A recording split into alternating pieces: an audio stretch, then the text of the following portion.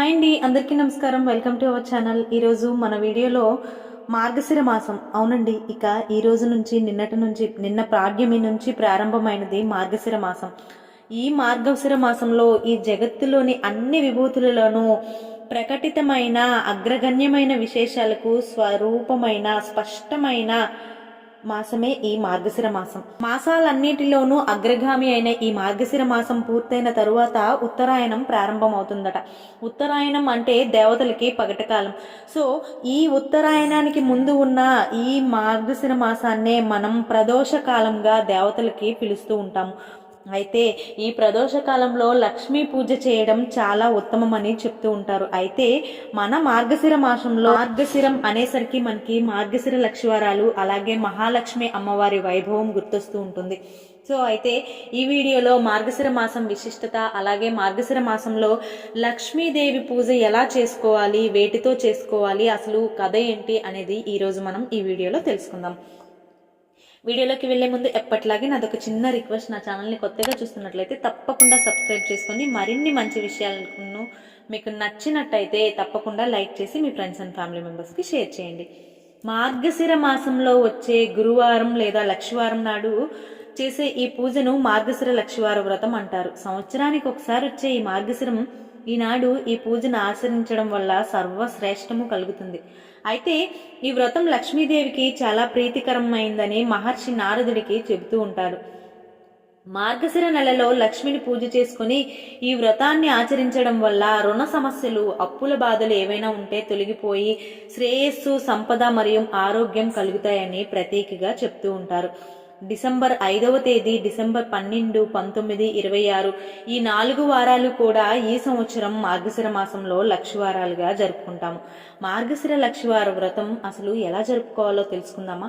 దీపావళి లక్ష్మీ పూజ అలాగే వరలక్ష్మి పూజ వలె ఉన్నప్పటికీను అమ్మవారికి సమర్పించే నైవేద్యం వైవిధ్యమైనది. మార్గశిర నెలలో వచ్చే అన్ని గురువారాల్లో ఉదయమే నిద్రలేచి ఇల్లు శుభ్రం చేసుకుని తలస్నానం చేయవలను. ప్రత్యేకించి పూజ ముగిసే వరకు తలకి నూనె రాసుకొనడం గాని దువ్వుకొనట గాని చేయకూడదు. చక్కగా అలంకరించబడిన లక్ష్మీ అమ్మవారి యొక్క చిత్రపటమును లేదా విగ్రహమును పూజకు సిద్ధం చేసుకోవలను. అధః పూజ్యో గణాధిప అని మొట్టమొదట గణాధిపతికి అదే గణపతికి ప్రథమ పూజ చేయవలను. గణపతి పూజ అనంతరం లక్ష్మీ అమ్మవారికి అధాంగ పూజ, షోడచోపచార పూజ అలాగే అష్టోత్తర పూజను కూడా చేయాలి. నెల రోజులు ప్రతి గురువారం ప్రత్యేక నైవేద్యాన్ని సమర్పించాలి. మార్గశిర లక్షవారం పూజ కథ చదువుకొని అక్షింతలను శిరస్సున ధరించాలి. లక్ష్మీ పూజ మార్గశిర నెలలో అన్ని గురువారాలు చేస్తారు. కేవలం 4 గురువారాలు మాత్రమే మార్గశిర మాసంలో ఉంటాయి. కానీ ఈ లక్ష్మీ పూజ పుష్యమాసంలో వచ్చే మొదటి గురువారం నాడు కూడా చెయ్యాలట. ఎందుకంటే ఈ 4 వారాలు చేసిన తర్వాత పుష్యమాసంలో వచ్చే మొదటి గురువారం ఈ పూజను చేసి ఎవరైనా ఆడవాళ్ళకి భోజనాన్ని పెట్టడం వంటిది చాలా శ్రేయస్కరం. అయితే మనం దసరా నవరాత్రుల్లో ఎలా అయితే నైవేద్యాలు సమర్పిస్తామో అలాగే ఇక్కడ మార్గశిర లక్షవారం వ్రతంలో కూడా అమ్మవారికి సమర్పించవలసిన నైవేద్యాలు కొన్ని ఉన్నాయి. మొదటి వారం పులగం, అలాగే 2వ వారం అట్లు తిమ్మనం, 3వ వారం అప్పాలు పరమాన్నము, అలాగే 4వ వారం చిత్రాన్నము గారెలు, ఇక ఫైనల్ గా పుష్యమాసంలో వచ్చే 5వ వారము పూర్ణం బూరెలు ఇవి చేస్తూ ఉంటాం. ఇక మార్గశిర లక్షవారం వ్రత కథ. పూర్వం కళింగ దేశమందు ఒక బ్రాహ్మణుడు కలడు. అతనికి సుశీల అను ఒక కూతురు కలదు. ఆమెకు చిన్నతనమున తల్లి చనిపోయినందున సవతి తల్లి పిల్లలను ఎత్తుకొమ్మని చెప్పుచూ కొంచెం బెల్లం ఇచ్చేది. ఆ సుశీల సవతి పిల్లల్ని ఆడించుచూ ఇంటి వద్ద సవతి తల్లి మార్గశిర లక్షవారం పూజ చేయుట చూసి ఆమె కూడా మట్టితో మహాలక్ష్మిని చేసి జిల్లేడు పూలతోనూ ఆకులతోనూ పూజ చేసి ఆడుకోమని ఇచ్చిన బెల్లంను నైవేద్యంగా పెడుతూ ఆడుకునేది ఆ సుశీల. ఇలా కొన్నాళ్లకు సుశీలకు వివాహమైంది. అత్తవారింటికి పోవచ్చు తాను తయారు చేసుకున్న లక్ష్మీదేవి మట్టి బొమ్మను తీసుకెళ్లింది. ఇలా వెళ్లిన వెంటనే కన్నవారు నిరుపేదలైనారు. ఈమె ఇంట మహదైశ్వర్యం అనుభవిస్తున్నారు. పుట్టింటి వారు కటిక దరిద్రులైన సంగతి తెలుసుకున్న సుశీల చాలా బాధపడుతుంది. తల్లి దరిద్రము భరించలేక కొడుకును పిలిచి, నాయనా నీ అక్క ఇంటికి వెళ్లి ఏమైనా డబ్బుంటే తీసుకురమ్మని చెప్పి పంపిస్తుంది ఆ సవతి తల్లి. సుశీల ఇంటికి తమ్ముడు వెళ్లి వారి దారిద్ర్యం గురించి చెప్పాడు. దారిద్ర్యంను తెలుసుకున్న ఒక కర్రను తొలిపించి దాని నుండి వరహాలు పోసి అతనికిచ్చింది ఆ ఆ సుశీల. ఆ చిన్నవాడు ఆ కర్రను పట్టుకుని వెళ్తుండగా దారిలో కర్ర వదిలి వెళ్ళిపోయాడు. ఆ కర్ర ఎవరో తీసుకుని వెళ్ళిపోయారు. ఇంటికి వెళ్లిన కొడుకుని తల్లి ఏం తెచ్చావు అని అడగగా ఏమీ తేలేదు అని చెప్పాడు. మన దరిద్రం ఇంతే అని అనుకున్నారు. కొంతకాలం తరువాత సుశీల తమ్ముని పరిస్థితి అడిగి తెలుసుకున్నది. వారి దరిద్రంలో ఎటువంటి మార్పు రాలేదని తెలిసి ఒక చెప్పులు జత చెప్పించి వాటిలో వరహాలు పోసి కుట్టించి వాడికి గుడ్డ చుట్టి తమ్మునికిచ్చి అది తీసుకువెళ్లి తండ్రికిమ్మని చెప్పింది.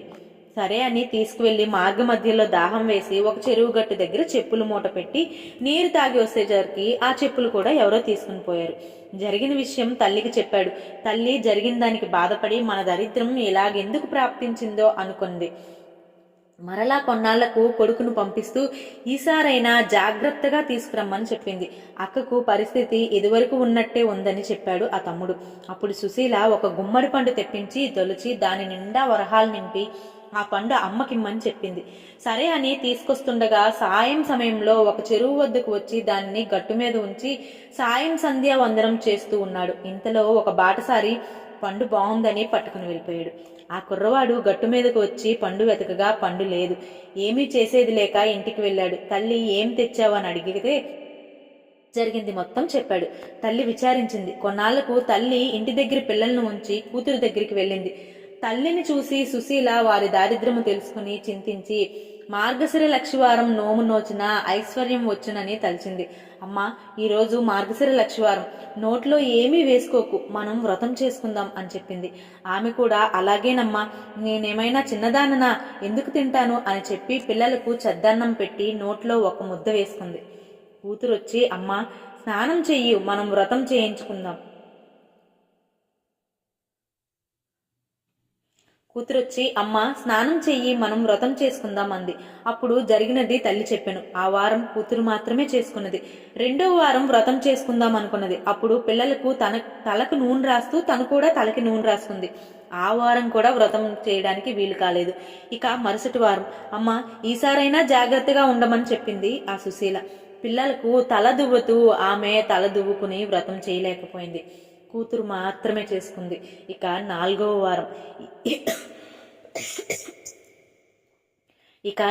వారం ఈసారైనా జాగ్రత్తగా ఉండమని చెప్పి సుశీల తల్లి ఈ పని చెయ్యకుండా ఉండటానికి ఒక గోతిలో కూర్చోబెట్టింది.